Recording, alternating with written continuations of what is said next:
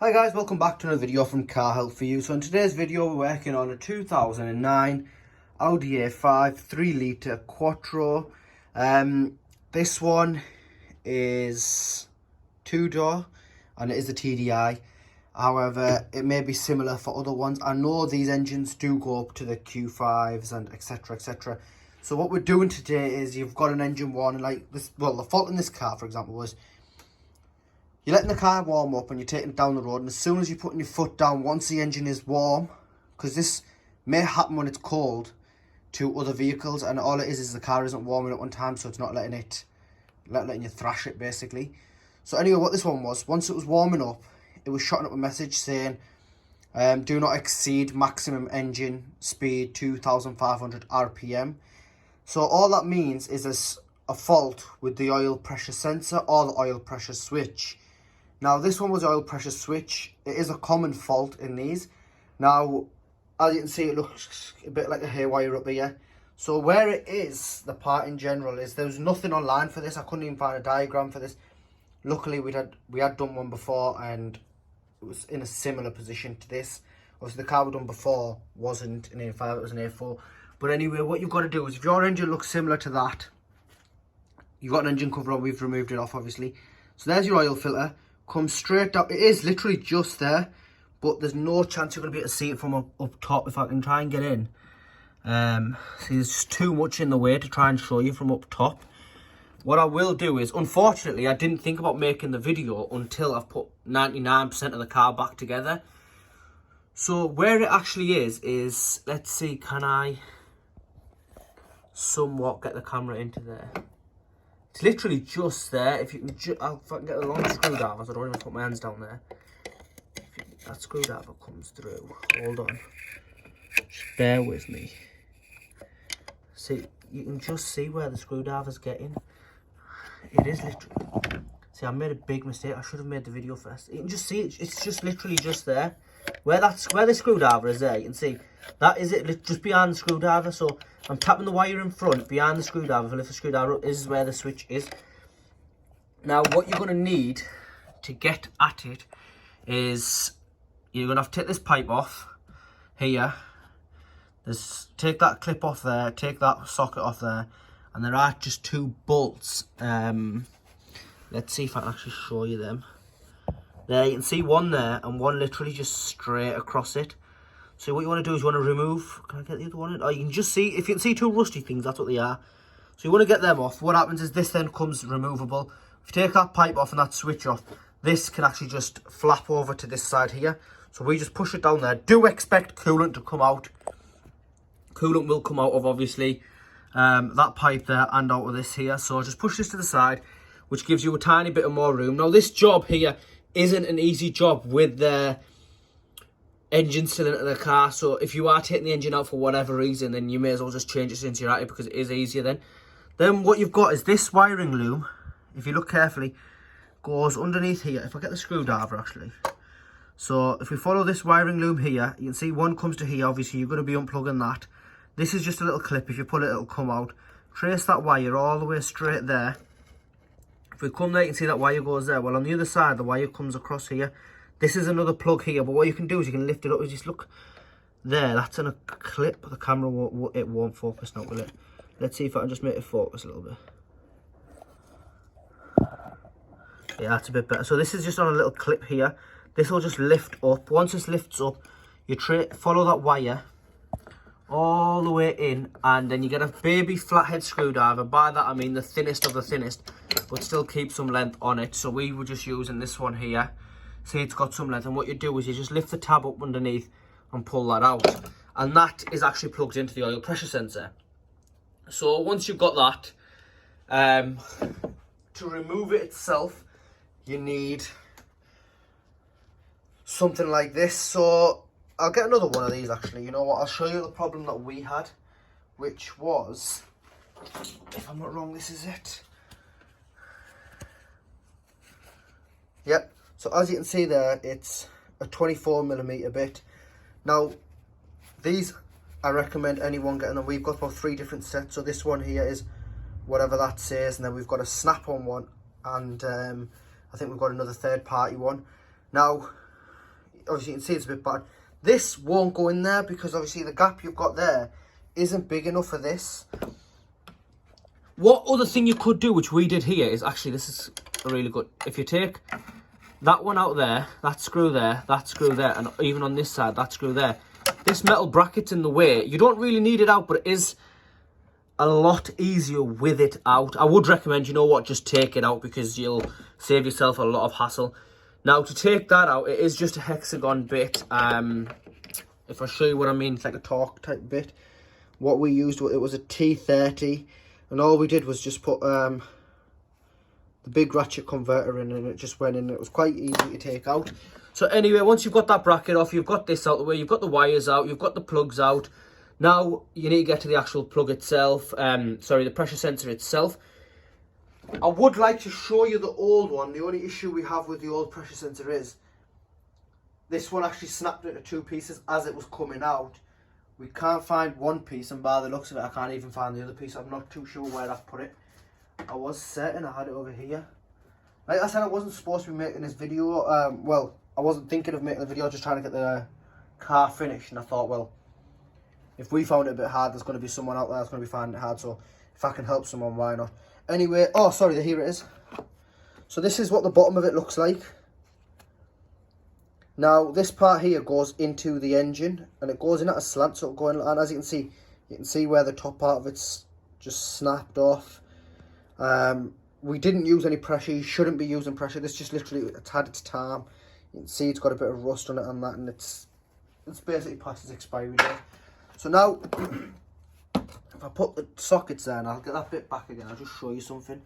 Also, when you're ordering this, I'm not sure where you're going to be watching this, but if you are watching this in the United Kingdom, if you order it from Euro Car Parts, there are different colours. This one was a grey. Yours may be brown, maybe black, maybe grey as well. Obviously, you have to check which one it is. Might be a bit dirty, so if it is a bit dirty, try and get it out in whole if you can. Obviously, we got this out in two pieces and we just cleaned it. Ours was a grey one. Now, if I show you this in here, so this, it actually does fit in. As you can see, that's perfectly fine there. So it does fit, but the problem is this socket doesn't fit into that gap. So if I show you that one there, you can see it's like that, but it is quite thick. If I put it by, if I grab both of them in my hand, maybe that'll help a little bit. Like you can see the difference straight away. Now if I put the black one to the side, this one here, we got this from Halfords, and we only paid, if I'm not wrong, it was only about a tenner, I think. Now, I wasn't bothered about getting a cheaper one just because we had to deface it, and I'll tell you why we had to do that. If you can get an ultra thin one, it'll be even better. The ultra thin one, they didn't actually have it in. This is just a normal thin one they had. I think it actually says Halfords on it. Yep, Halfords Advanced, as you can see. Now these tools, when we bought it from Halfords, it came with a lifetime warranty, so if it ever snaps, we can give it back and get another one. You don't have to have the receipt or anything. That's what we were told anyway. It could be wrong, but I doubt they're going to take that back now after what we've done to it. Now you can see over there we've got a bit of 3M double-sided sticky tape on it. You don't need 3M, we just put a bit of double-sided, just put anything on it that's a bit thick. As you can see, that's got a bit thick. And the reason I did that is just because when it's going back in, if I put this on top there, it's not falling out. Obviously it's not in properly, but if I just try and put it in properly, maybe it'll help, because obviously there's always someone in the comments that says something silly that you didn't do properly. So as you can see, it's struggling to go in a little bit, but if I can see, that's in there now. And obviously as you start threading it, you can pull the socket back, not having to worry that you're going to drop this. I would recommend do that just because it's like, it's got no it's not nothing to worry about. If I show you here, ignore the other tools. Like as it tightens, it will just slip back out. You can see there. So the reason we did that was just so as we're putting it into the hole like that, because it goes in like that and then it'll have to lift up because it goes on a slant. Then we just use the extension bit on the ratchet and that, and did it like that. Then we just ratchet it up, but it's a bit hard to get ratchet in, as you can see. So basically what you need to do is you need to get yourself one of these skinny bits, put the skinny bit in and loosen it off, take it out, put the new one in, and what will happen is, because of how long it is, it's about this long, how long it is, you won't be able to get the plug part out of the socket in order to get the socket out of the small gap. So what you've got to do, what you can do if you can't get the ultra thin one, is that if you look carefully here, you can see we've took it down by, you can see that little slope there, the little 12 part, how much we just grinded it. As you can see, that's better there. So we just grinded it down to make it a bit more flat, and then where it was getting caught, it was on an angle like it was this.